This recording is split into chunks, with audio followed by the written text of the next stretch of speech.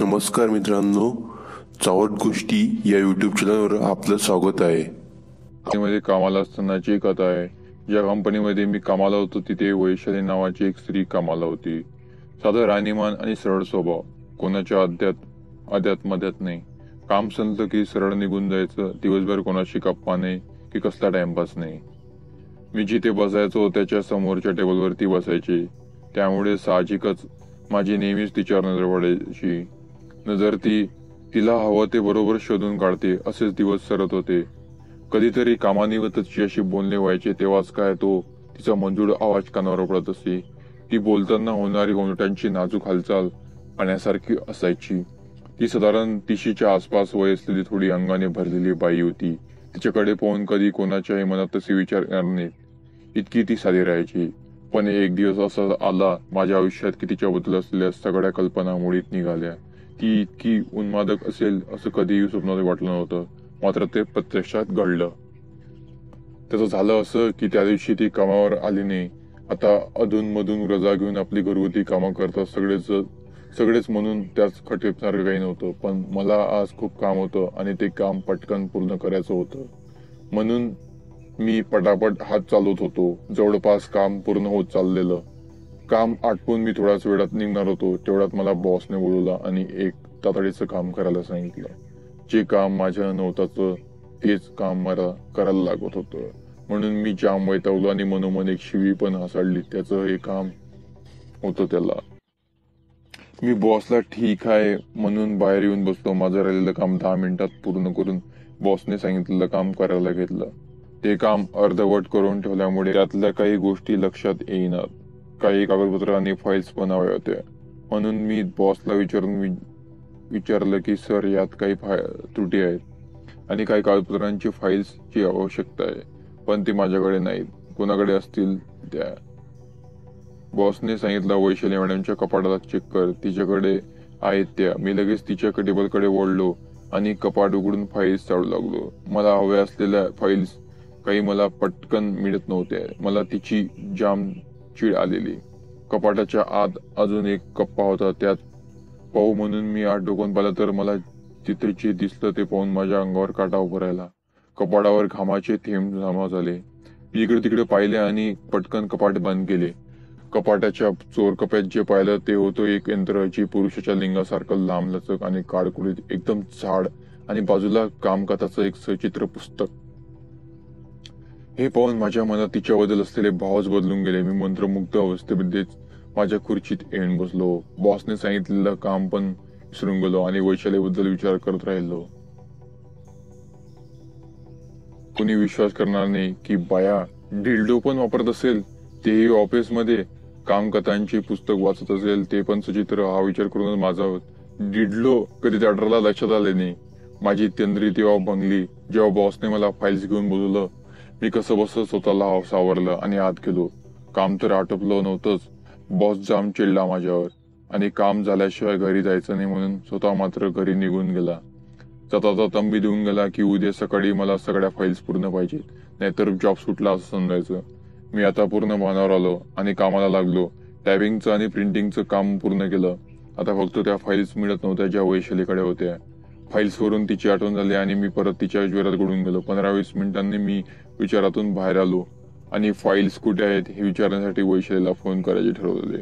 फोनवरून तिचा number dial केला. 4-5 रिंग नंतर तिने फोन घेतला आणि तिचा तो मंजूळ आवाज कानावर पडला. पण आज मनात खोलवर एक कळ आली. तिचा आवाज ऐकून तिकडून हॅलो हॅलो करत होती आणि माझ्या तोंडून शब्द फुटत नव्हते. मी थोडं स्वतःला सावरलो आणि हॅलो म्हणालो.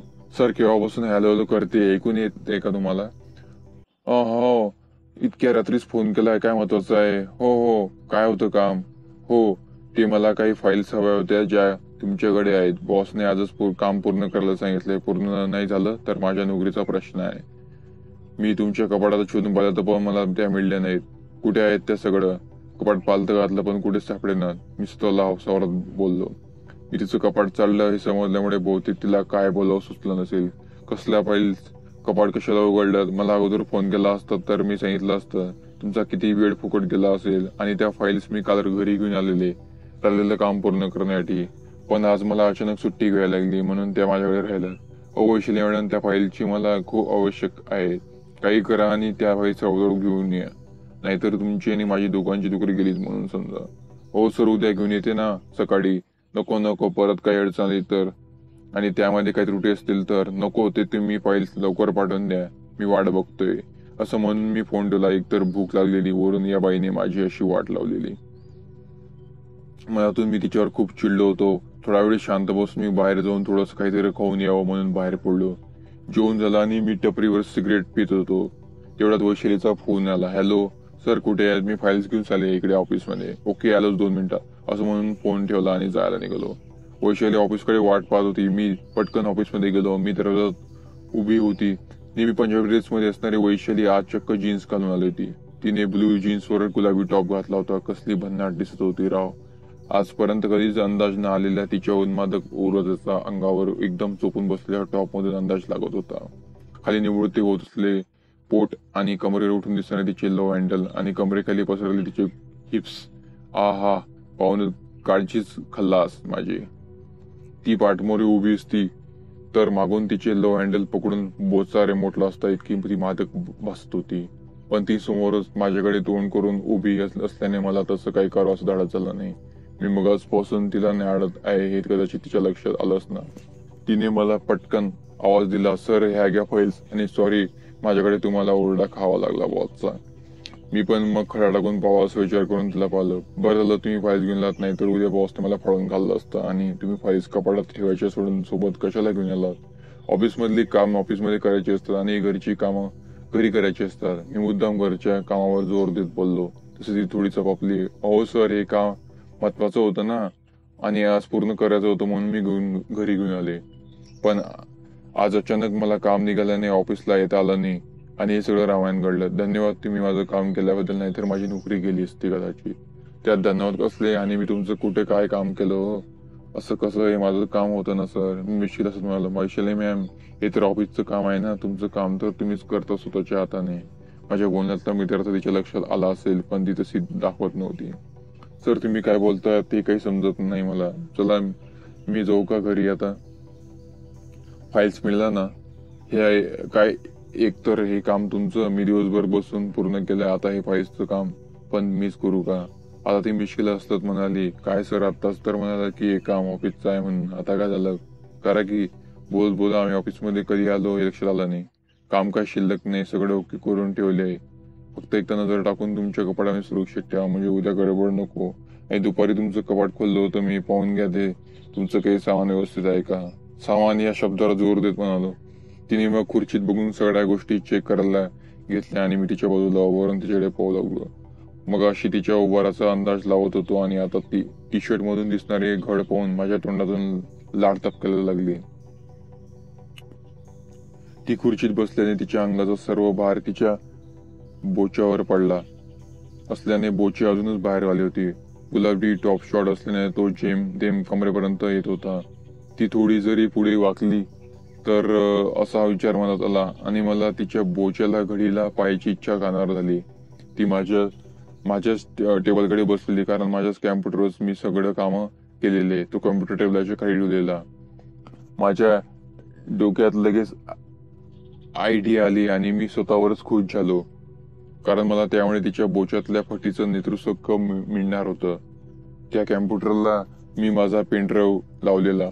वैशाली मॅम, जरा तो माझा पेनड्राईव्ह द्याल, नाहीतर नंतर काढायचा विसरेन मी. ती कसला विचार न करता खुर्चीत बसून खाली झुकून पेनड्राईव्ह काढू लागली आणि त्या 4-5 सेकंदात मला तिने घातलेल्या जीन्समुळे आणि टी शर्टमुळे गुबगुबीत गांडीच्या फटीचं दर्शन झालं आणि माझा बाबूरावने एक जोरदार झटका दिला. ती पेनड्राईव्ह देण्यासाठी मागे वळली आणि तिला माझ्या पॅन्टची वस्तू दिसली असणार. ती थोडा वेळ स्तब्ध झाली आणि पटकन नजर बाजूला करून आपलं काम करू लागली. आता मी हिंमत करायचं असं ठरवून तिला पटवण्याचा विचार करू लागलो. तिचं काम आटपलं होतं जवळपास. वैशाली मॅम, द्या त्या फाईल्स, मी ठेवतो तुमच्या कपाटात. असू द्या, ठेवते मी. द्या की, मी काही तुमच्या कपाटातून चोरी करणार नाही. काय पण काय सर, त्यात काय सोनं ठेवलं आहे का चोरी करायला? ती पटकन बोलून गेली.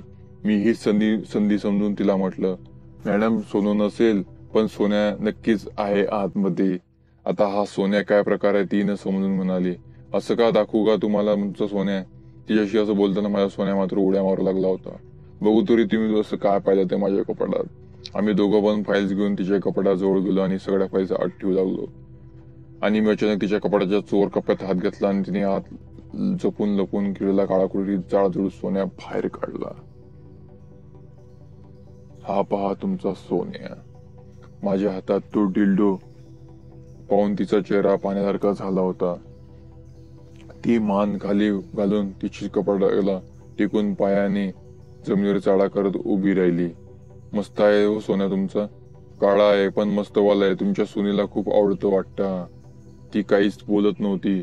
मी जरा तिच्या अजून जवळ सरकलो आणि तिच्या आणि माझ्यामध्ये आता फक्त अंतर होतं. मला तिच्या अंगामधून येणारा गंध गुंद करत होता. तो डिल्डो माझ्या हातात होता. मी एक हात हलकाच तिच्या खांद्यावर ठेवला. त्याबरोबर तिचं अंग थरथरलं. मला ते जाणवलं. खांदा मी जोरात आवडला आणि झटकन तिला माझ्याकडे ओढलं आणि छातीवर दाबले. ती विरोध करत होती पण त्यामध्ये जोर नव्हता. माझ्या छातीवर तिच्या गोड्यांची ऊब जाणवत होती. खूपच मऊ होती तिचे मऊ. तो गुबगुबीत स्पर्श माझा खालचा सोन्यात ताट करायला पुरेसा होता. त्याने खालूनच तिच्या सोनेरीला सलामी दिली. मी तिला गच्च मिठीत आवडला आणि मागून माझ्या हातातला डिल्डो तिच्या बोचाच्या फाटीतून वळवार फिरवला. त्यासारशी तिने बोचा गच्च आवडून घेतला आणि तिच्या तोंडातून असा सितकर बाहेर आला. मागून बोचा आवडल्याने तिची सोनी माझ्या सोन्यावर येऊन धडकली. मीही संधीचा फायदा घेत तिच्या सोनीवर हलकाच आघात केला. त्याबरोबर तिने मला करकचून मिठी मारली आणि माझ्या मानेवर चुन्नाचा वर्षाव करायला सुरुवात केली. मी तिची मान जिभेने चाटायला सुरू केली. मी एका हाताने तिच्या उरुजाचा ताबा कधी घेतला कळलंच नाही आणि दुसरा हात तिच्या कांडीवरनं आणि पाठीवरून डिल्डो फिरत होतो व ती आता पूर्ण जोशात आली होती. ती पॅन्टवरूनच माझा बाबूराववर हात फिरत होती. मी झटकन तिचा शर्ट वर करून काढून फेकला आणि तिची उन्मादक उरोज निरगत बाहेर पडले. तिने ब्रा घातलीच नव्हती. माझ्या तोंडातून पाणी सुटले. दुसऱ्या क्षणी तिचा उरोज माझ्या तोंडात घेतला आणि मनसोक्त चाटू लागलो. बोंड खूपच ताटरली होती. एक बोंडी तोंडात घेतली तर दुसऱ्या बोंडीवरून तिचा काळा डिल्डो फिरवू लागलो.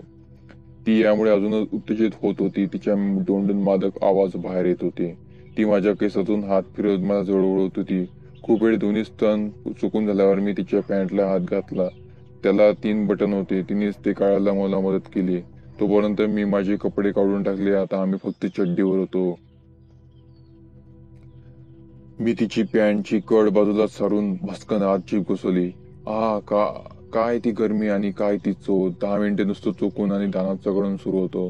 माझा चेहरा पार बरबडून गेला आणि तिच्या कामरसाने. मग मी तिला तशीच पालती केली आणि तिच्या गांडीच्या फटीत डिल्डो फिरायला सुरुवात केली. ती जोरजोरात गांडवर खाली करून आपटायला लागली. तिला ते सगळं सहन होत नव्हतं. ती तिथून उठली आणि सरळ खाली उतरून गुडघ्यावर बसत माझ्या चड्डीत हात घालत माझ्या सोन्या बाहेर काढला. तिच्या हाताच्या पहिल्या स्पर्शाने तो अजून ताट होऊन अचकीत दुधू लागला. तिने त्याला हातात घेऊन मागे पुढे करून गपकन तोंडात घेतला आणि माझ्या तोंडून उफ असा आवाज निघाला. तिच्या केसांना पकडून मी तिला लंडवर दाबत होतो. ती डाळ गाळत लवडात चोखत होती. एका हाताने मी तो डिल्डो तिच्या नाकावरून केव्हा गालावरून मानेवरून काकीतून तर केव्हा तिच्या आंब्याच्याच घडीतून फिरत होतो. बराच वेळ चुकून झाल्यावर ती उठली. मी तिथेच खाली बरशीवर तिला झोपवले आणि तिच्या वर स्वार झालो. माझा चिकना लवडा तिच्या पुसपचित पुचीत टाकताना अस्वर्णीय आनंद होत होता. तिची छकुली जास्तच गरम झाली होती. ती खालून कंबर घालून प्रतिसाद देत होती. मी तिचा काळा सोन्या हातात घेतला आणि तिच्या तोंडात दिला. आता खालून माझा सोन्या तिच्या पुच्चीत ठोकत होता तर वर ती काळा कुलकोडीत सोन्या आवडणी चाकत होती. थोड्या वेळाने आम्ही उठून बसलो. तिने माझ्या मांडीवर दोन्हीकडे पाय सोडून माझ्या लवड्याला हात घालून घेतले आणि हळूहळू घर्षण करू लागले. हळूहळू स्पीड वाढत जात होता आणि आम्ही कामसुखाच्या उच्च शिखरावर पोचलो होतो. कामरसाने सगळं बरबडून गेलं होतं. मी तिचा काळा डिल्डो आजच्या गांडीच्या भोकावरून फिरत होतो आणि ती माझ्या मनेला धरून जोरात गाणं आपटत होती. मी कचकन तो डिल्डो तिच्या गांडीत घुसवला. त्याबरोबर ती कळवली पण ती मस्ती आली असल्याने अजूनच जोरात चटके देत घर्षणाचा आनंद घेत होती. आता मी तो डिल्डो तसाच गांडीत ठेवून तिच्या लो हँडलला दोन्ही हाताने पकडले आणि खालून कचाकच दणकी द्यायला सुरुवात केली. तिला तशी मागे रेटत खाली झोपून झटके देत सुटलो आणि शेवटी तो क्षण आला आणि मी सरसर करत तिच्या अंगावर झडलो. बराच वेळ तसा तिच्या अंगावर पडून राहिलो. माझ्या सोट्या आता हळूच बाहेर आला होता, पण तिचा काळा कुडकुडी तो अजूनही तिच्या गांडीत अडकून पडला होता. व्हिडिओ तुम्हाला आवडला असेल तर नक्की लाईक करा आणि आपल्या चावट गोष्टी या युट्यूब चॅनलला सबस्क्राईब करा.